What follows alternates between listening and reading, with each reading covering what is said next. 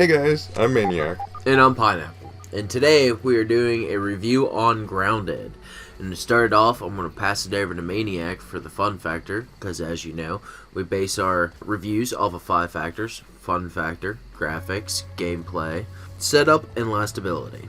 Alright, thank you. And this game is fun for the fact of, one, it's basically like Green Hell and the Forest, for the fact that it's basically the same type of gameplay and the same type of style of setup, because 7 Days to Die and Ark are very similar, and Grounded in the Forest and Green Hell are very similar. So this game is fun because it's basically like Green Hell or the Forest, but for kids and adults. I'm not gonna, take adults out of that, but I think that adults would more understand the backstory and the campaign and like just going throughout the game and finishing it, rather than kids. They just enjoy going out and killing stuff and spiders and ants and everything. But it's a fun game just because it is like a children's Green Hell or the Forest. But yeah, 4 characters: Max, Hoops, Willow, and Pete. Pete and Willow are the smart ones. Max and Hoops are the dumb ones. And if you have 4 people playing all 4 of the characters, it's really funny, the dialogue between all 4 of them, because Hoops and Max don't really understand what Pete and Willow are talking about. But it's a fun game, and I'll give a fun factor a 4 to 4.5 out of 5. I'll pass it over to Pineapple to talk about the graphics.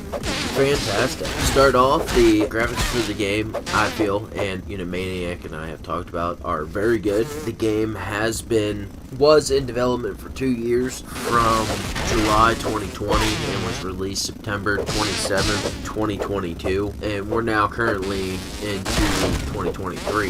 And the graphics are really good for the game. The characters are kind of on the more cartoonish side of life, but it does give some fairly good detail as far as the character models themselves. When you look at each of the different characters, they have pretty good detail. The map is very vibrant with colors for the most part. There are some sections that, kind of feel like they've been drained of color, which kind of adds to their, I would say, almost scariness, because there are specific areas that just don't have as much vibrant color, and there's reasons for that, but we're not going to spoil anything for anybody. But I would definitely say, with all the vibrantness, the characters, the way they're cartoony, the way all the base materials and whatnot for building your own base look with their vibrant colors and whatnot, I would give the graphics a solid 4.5 out of 5. I truly enjoy them, and I feel that they are very pleasing to the eye. And then, like Maniac said, with the fun factor, it's a very fun, relaxing game for the most part. But I'm going to go ahead and pass it over to Maniac for the actual gameplay. Cool, thank you.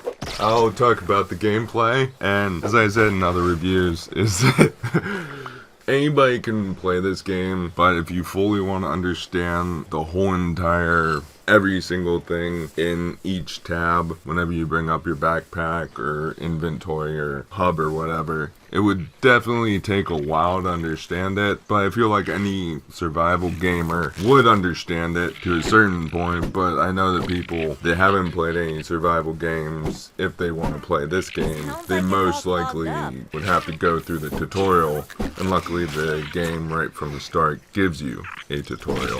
That is definitely helpful, and my biggest gripe with the game is that you chop down a grass plank or you get weed stem, is that you don't get as many as I was hoping for, but that's basically the same in Green Hell and the Forest. So I mean, something that I was hoping for that they would have is like a resource sled or some easy way to get one resource, like a allotted amount of that resource from where you're harvesting them to the base. But yeah, I would say the gameplay would definitely be 4 to 4.5 out of 5. Very understandable if you've played survival games. So I'll pass it over to Pineapple to talk about the setup.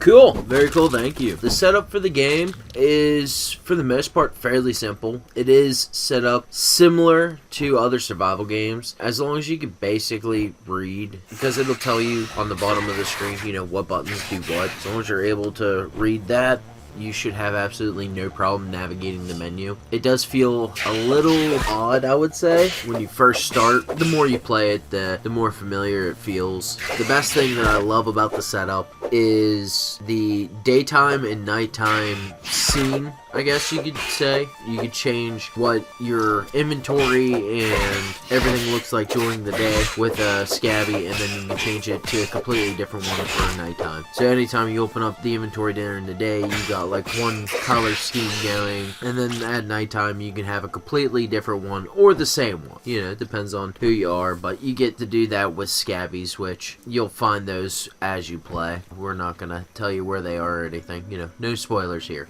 But yeah, the setup is fairly easy, so I would give the setup a solid 4 out of 5. The only reason I don't give it a 5 out of 5 is just because it is a little bit different than other survival games. It takes a little bit of time to get used to, but like I said, it does get easier the more you play it. So I'm going to go ahead and pass it back over to Maniac to start us off with our last factor, which is going to be the last ability.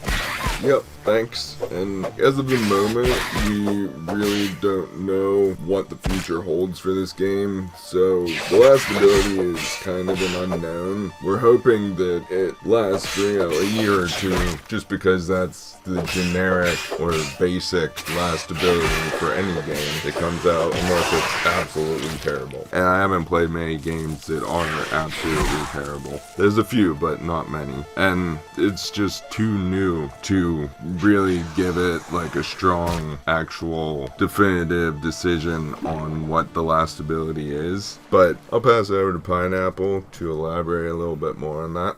Fantastic. Like I may have said earlier in the video, the game was early released back in June or July, and it fully came out September 27th, 2022. We're already into 2023. I'm hoping that there's going to be at least 3 more years, potential content and updates coming out for the game, because I really do enjoy the game. I know there's been a lot of really unique things cut out from the game that I think would have been awesome had they kept it in, but we're not the ones that are in control of what goes into a game. They take in our advice and or input, and they may or may not act upon it. I'm hoping for 2 to 3 solid years more with this game, and very excited to see where they go with it, because I feel they could do a lot with the game. Lots of potential here, for such a fun, mostly easygoing, relaxing survival game. Other than that, what did you say? You would rate it, what, like solid 3 out of 5. 3 out of 5, yeah. That's more or less the center, and I wouldn't give it anything less, because it's a brand new game, and we don't really know what the future holds, so really can't give it more than